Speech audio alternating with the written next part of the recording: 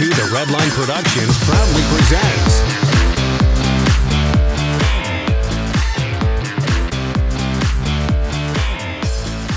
Hey YouTube! Well, here's another car that I just don't spot often out here. It's a 2012 Cadillac CTS-V Coupe with 5,000 miles on it. I will stress that one of my favorite versions of the CTS-V is the coupe and the wagon form, but I guess the coupe has a little more appeal to me because it just looks so sharp in back. You can just see the angles of everything. The trunk lid, the way it aligns with the bumpers. You can see the dual exhaust tips, right in the center, backup sensors. And get a load of these wheels. These 255/40/19s. You can tell the previous owner did some burnouts because these tires are a wee bit too worn for 5,000 miles. Yeah, the front is worn too. Just look at that. That's just 5,000 miles of driving hard. Anyways, let's take a look inside. You can see the interior, all black.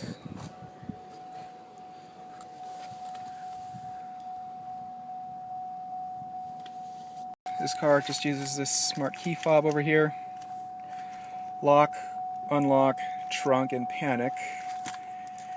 And all you have is this pacifier of an ignition switch over here. And we have, yay, a 6-speed manual. And let me turn on this car to get rid of this bong.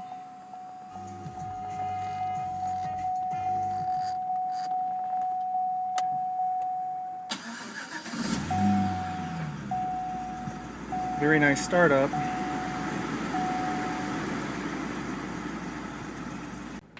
Now, I've once done a Cadillac CTS wagon. I think it was a 2010 or 2011. But this is my first CTS-V of any form. The interior will be quite familiar to me. So let's get right down to comfort with this CTS-V. I have the seat adjusted right to where I like it. And comfort really does feel quite awkward. I mean, I do feel quite snug in here, especially with this seat. But before I talk about the driver's seat, let me show you the passenger side. You can see how the sides, the backrest, nicely bolstered. You have these suede inserts here, perforated suede, that's what it looks like. Yeah, you guys can make out. It seems to have some thigh support adjustment over here, or an extension. It's a little bit stuck, so I really can't get it out. Let me see. There we go. It was a little bit stuck. And this bottom here, it really does snug your rear, which is quite the problem that I have right now here in the driver's seat. I really do feel clinched tight in here. Thigh support is quite good for the most part, considering the seats are rather low to the ground. And you have these extensions again, which do help. Quite a bit of shoulder room, as you guys can make out. Armrest is quite long. You won't have a B-pillar in the way to bang your elbow on. And there is quite a decent amount of legroom in the upper section up here. As soon as you get down, the transmission hump does become quite fat in the lower section here. You can make out more so on the passenger side. You can see the footwell, how it becomes more narrow. But that's expected with the small rear-wheel drive car. Interior quality is somewhat on the middle of a seesaw. I mean, they have made some great attempts in certain areas, such as the dashboard. Nicely padded on top. You can see the exposed stitching. Everything here, nicely padded. I did notice just how slowly this nav screen came up. It really strained its way to the upward position that it's in right now. I don't know how long that's going to last, going up and down every single day. Before I get to there, here's the glove box. You just push it open over here. It's about average sized. You really do have to duck down in order to see in there. It has dual latches. It was damped. Shuts evenly, you can see. Everything nicely padded. Now, I am not crazy again with this piano black color. It's just a huge fingerprint magnet, catches any sort of smudge you can think of. There, I just left my ID right on there. Volume controls. This does have Navi. I'm not going to go through all the features, but I'm quite sure it has Bluetooth. Let me see. Navi right here. Okay. Has XM radio, but here we go, map. Not really much of a map right here. Let me see. Yeah, it's just not that graphical right now. Very plain, as you guys can see. There's other navigation systems that give you much more detail. All I see is a bunch of white lines and some lakes and a blue sky. Here's where you lower it. You can just hear the mechanical sound of the little motor that's in there that raises that screen up and down. It really doesn't sound like something that'll last that long. I assume this is for the suspension, sport mode. Yeah, here we go. See? Sport! Tour! I assume Tour is comfort mode. Hazards. And it kind of dims the display a little bit. Radio controls, everything up here, down here. Audio adjustments, adjust to the menu of the Navi, everything you can think of. Climate control, it is dual zone. You have these dual screens right here. Change this temperature with passenger and driver. Heated and cooled seats. Let me have this cooled up a little bit. I love cooled seats. You can already feel it going right onto your rear and your back. What would have been an ashtray years ago, but now it's just a little compartment here to store change, whatever you want to store in there. Little power outlets. We have the 6-speed manual. Electronic e-brake, dual cup holders. This grade of this plastic just looks so cheap for this car. Well, here we go. The fingerprint magnet that I was telling you about. You can see how scratched up it is. It's really ugly and disgusting. Fortunately though, the sides of the center console here is padded nicely. Doesn't feel too bad. Then we move over to the armrest, which is sure-footed itself, but I really do not like these hinges. You really don't expect to find something so ugly looking in a $65,000, $70,000 car. You can already see how it's somewhat rusting. Let me focus in so you guys can see. Yeah, that is not something I'd like to look at. Anyways, here's the storage area. Power outlet aux. There's a little extension right there for iPod connectivity. Has USB. For iPod connectivity, you have to have this thing? I would have imagined just going directly into the USB port and it would do everything. I don't know, that's just GM's way. Here's the upper section. See the latch over here? It feels more jiggly once you open the upper section. Not much more to store in here. Steering wheel is coated with this suede finish. I don't know if I like that. Over time this will get ugly, and you can see how worn it is already. Consider this is a 5,000 mile car, and you can already see how it's going over here. Not very nice. Let me focus in a little bit more. Yeah, you can see how the difference is right there. Again, piano black, yuck. Hands-free controls, volume controls for the radio, cruise, stability control, and traction control. I can already see it going in there. Let me focus in so you guys can see. Traction control, stability control.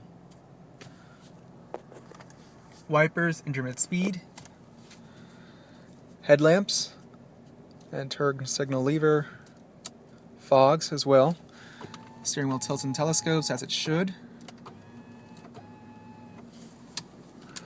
Vehicle info. You can see, you can get your average MPGs, system info. System check, trip computer. Now fit and finish on the A-pillar seems quite good, nicely padded over here. Though this headliner, it really does look like something you would find in like a $20,000 car, maybe like in a Cruze or something, or in a pickup. But it is padded, but it just doesn't feel of very high qualities. Oh, this is just a shade.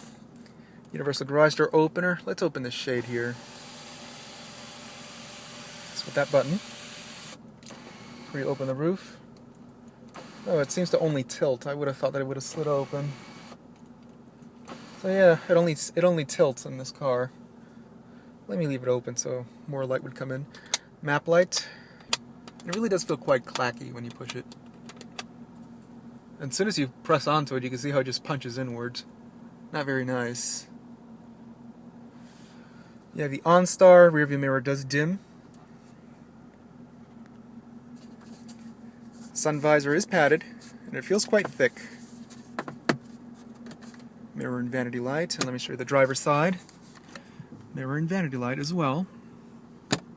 Now here's the door handle, just push this button. I don't know if I could fall in love with that. I'm still more into the old school door handle. Especially once you get stuck, you really do have to go through a little emergency procedure to get this door open, which is this down here. Let me see how that works. Yeah. That's the emergency exit right there. Some people don't know it.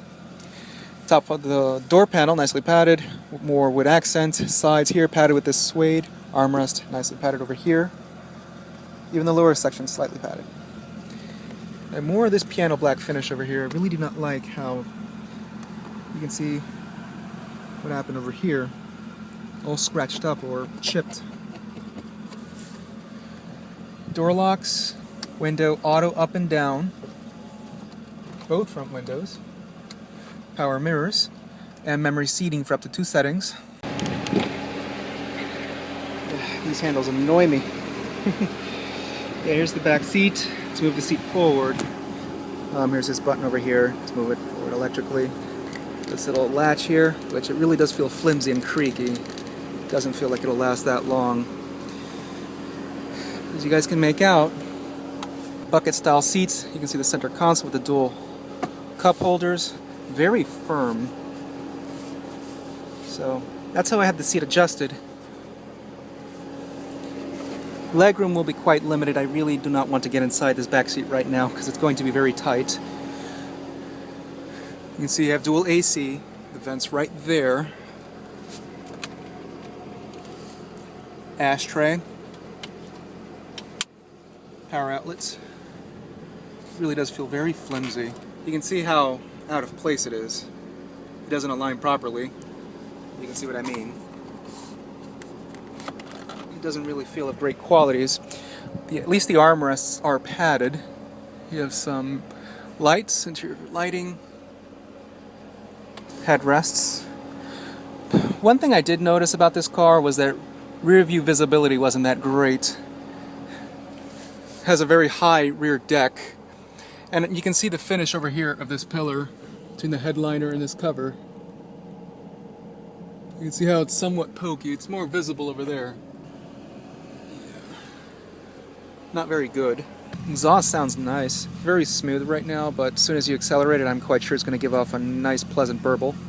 I'll show you that in a moment. And the size of the trunk isn't bad, considering the size of this rear end. Immediately, one problem would be if you were to hold many things in here. These hinges will be a problem. You can see, just closes downwards. It's a bit disappointing. Seats are 60-40 split. But anyways, you have this cargo net. Let me see what's stashed over here. Okay, seems like the battery. And we ought to have the air compressor and some lug nuts. This car should have run flats. It doesn't have a spare tire. Yay. Better angle, how it looks like. Here's the backup camera. I'm gonna have to put this car in reverse to show you that. See how all these are LEDs.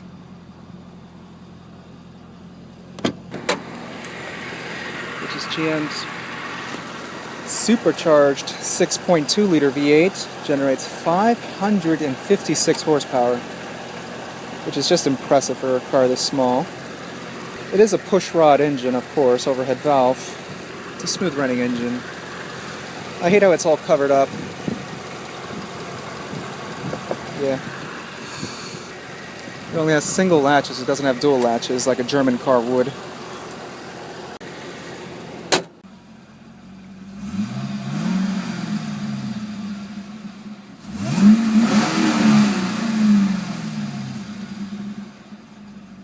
really does sound sexy though.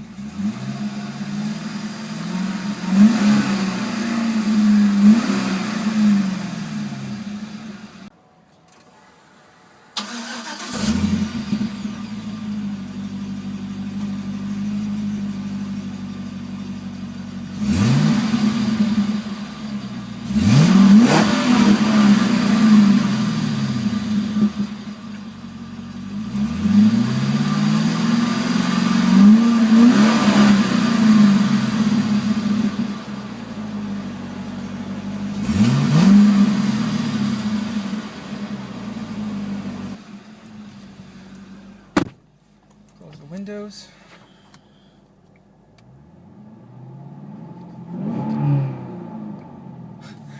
As soon as the engine hit 4,000 RPM, I felt like some plastic cover or something inside this interior just vibrate. Surprisingly, it's very quiet inside.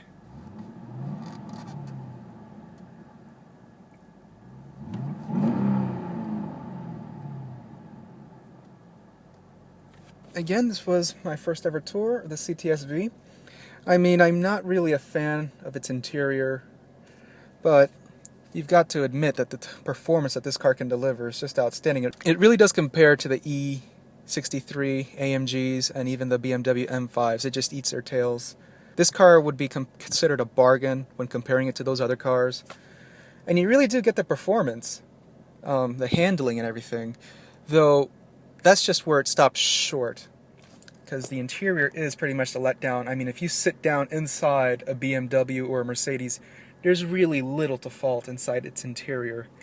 Pretty much the downfalls going to their European rivals is just the price, which is just the advantage you get with this car, which is just far more uncomplicated. But anyways, YouTube, thanks for watching, and that is it for this 2012 Cadillac CTS-V.